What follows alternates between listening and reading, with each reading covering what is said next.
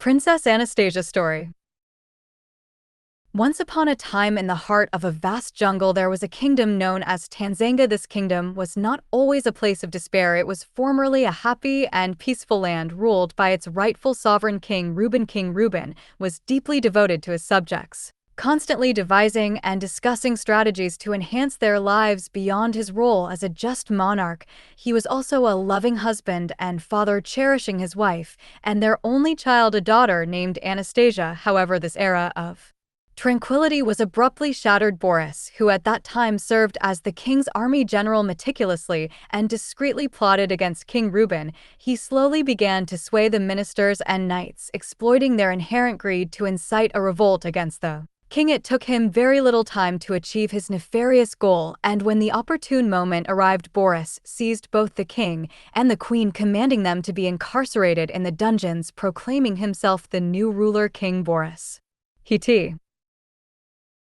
Hen ordered his guards to pursue the 5-year-old Princess Anastasia, who had attempted to flee, but in a peculiar turn of events the princess vanished without a trace, as though she had simply disappeared into thin air. Days passed, and the soldiers, fearful of Boris's wrath, could not locate her. After deliberating amongst themselves, they reported back to Boris, claiming that the princess had drowned while attempting to cross the river. Boris, upon hearing this false news, rejoiced, believing that King Reuben's only heir was now gone and the kingdom belonged solely to him. Unbeknownst to Boris, Anastasia had survived and was undergoing rigorous training. Her master expressed pride in her completed training, advising her that whenever she found herself in doubt she should simply close her eyes, breathe in, and then breathe out. Anastasia assured her master that she would remember this crucial advice. Soon she was ready to return to Tanzania. Upon her return, Anastasia encountered a soldier attempting to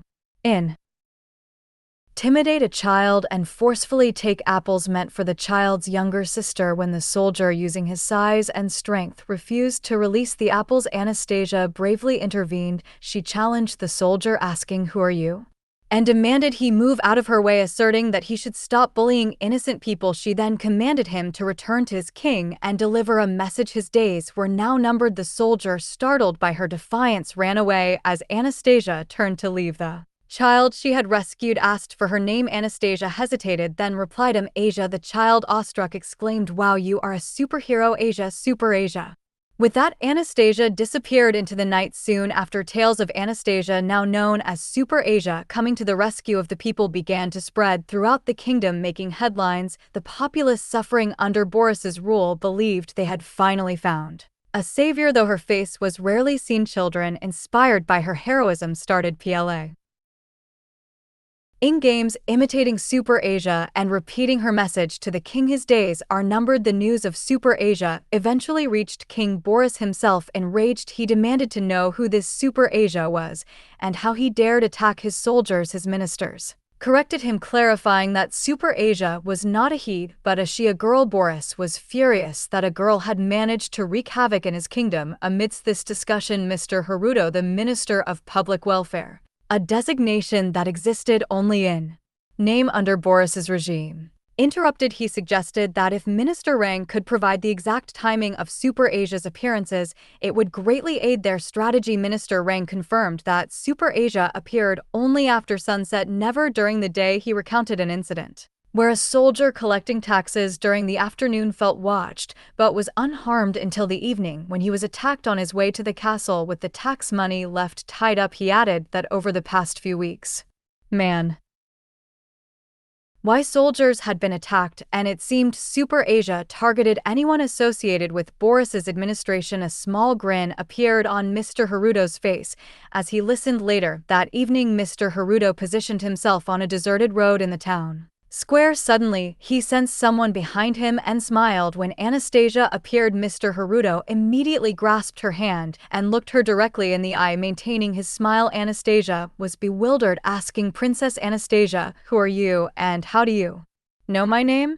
Mr. Haruto calmly replied that her birthmarks under her eyes were in the distinctive shape of the constellation Ursa Major. Anastasia's eyebrows arched in surprise, and in an instant, she moved with incredible speed, bringing Mr. Haruto to the ground. Mr. Haruto then stated, "My brother has taught you well." Anastasia was shocked. He explained that the day she ran away was the same day his brother Michiko had left Tanzania. He admitted that the thought Michiko had rescued her had crossed his mind at the time, but he had dismissed it. However, recently, as he began hearing the tales of Super Asia and her clear grudge against the royal administration, that old thought resurfaced. Anastasia then stood up and Mr. Haruto followed suit. Anastasia demanded to know why he was there. Mr. Haruto explained that he and Michiko had both sworn an oath to protect King Ruben and his family until their last breath. He elaborated that Boris had orchestrated everything with great cunning. When the king and queen were imprisoned, he was given a choice: either join Boris's ranks or forfeit his life. He chose to accept Boris's offer, believing that if he remained alive and outside prison, he might one day be able to free them. His brother Michiko, however, was unaware of his true intentions, which is why Michiko left with Anastasia and never revealed his whereabouts. Since that fateful day, Mr. Haruto had been seeking an opportunity to liberate the king and queen, but none had presented itself until Anastasia appeared.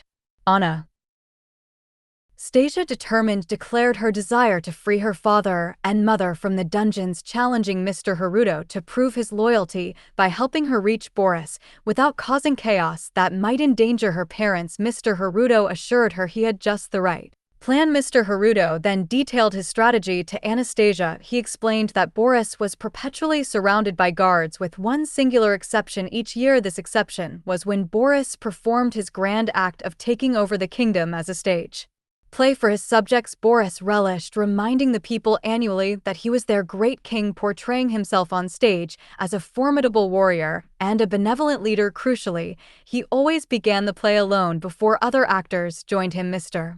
Haruto provided Anastasia with the specific day and time of this play. Anastasia smiled, and in just a few days the appointed day arrived. The people reluctantly gathered near the stage, while the ministers and knights occupied the front seats. As the drums rolled and the curtains drew back, everyone was utterly surprised. Instead of Boris performing, he was tied up and lying on the ground with Anastasia seated regally on the throne. Murmurs filled the hall as people recognized Super Asia. At that moment, Mr.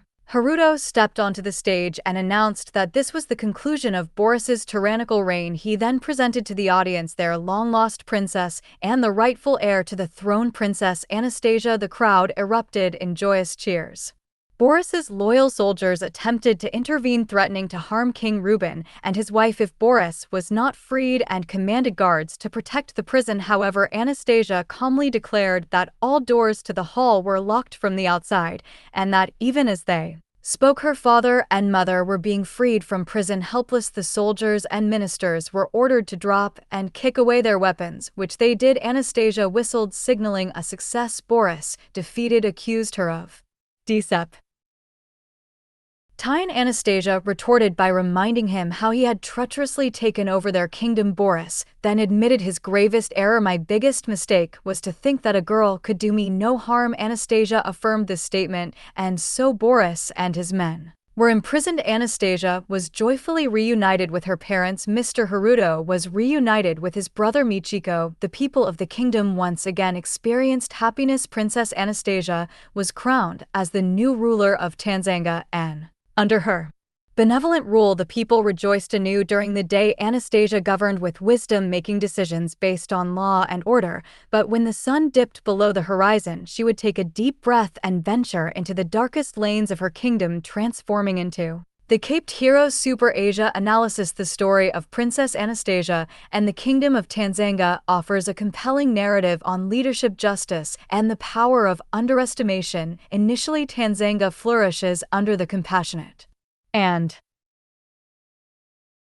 strategic rule of King Ruben, who prioritizes the well-being and happiness of his subjects, ensuring freedom of speech and a peaceful existence. His reign is characterized by benevolence and a deep love for his family and people. This idyllic state starkly contrasts with the subsequent tyrannical rule of Boris, who seizes power through treachery, exploiting the greed of ministers and knights. Boris's regime is marked by exorbitant taxes, bullying soldiers, and the suppression of fundamental rights.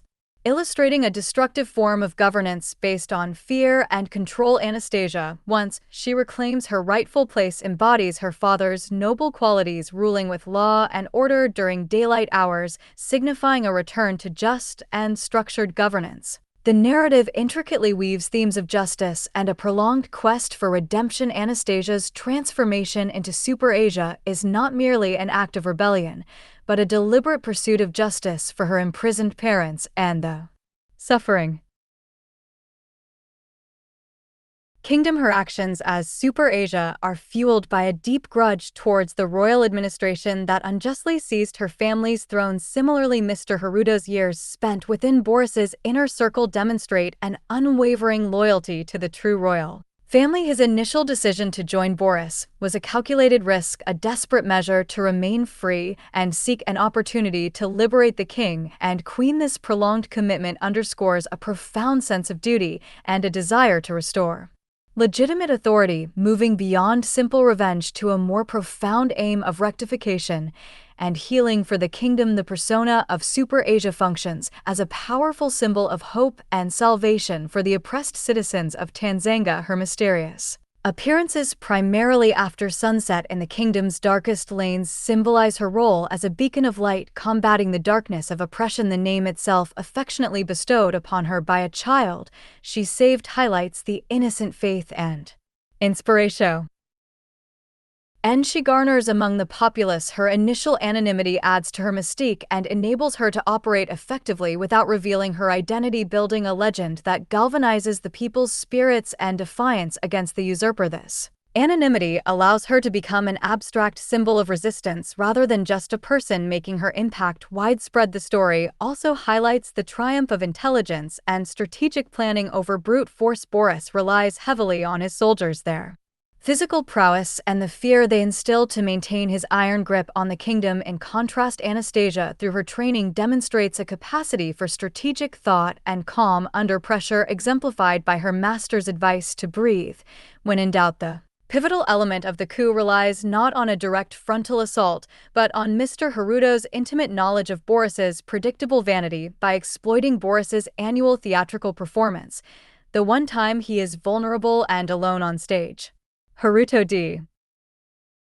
Evises a plan that leverages Boris's ego against him, showcasing how meticulous planning and intellectual insight can dismantle an oppressive regime more effectively than sheer power. A central and poignant message within the story is the peril of underestimation, particularly stemming from gender bias. Boris's ultimate downfall is directly attributed to his dismissive attitude towards Anastasia simply because she is a girl. His own words confirm this crucial error, as he explicitly states that his biggest mistake was to think that a girl could do me no harm. This statement serves as a powerful commentary, demonstrating how prejudice and ingrained assumptions can lead to critical misjudgments, ultimately paving the way for one's own defeat and highlighting the unexpected strength and capability that can emerge from those who are underestimated. It subverts traditional expectations of heroism, presenting a young woman as the true leader and liberator. Finally, the narrative explores the contrasting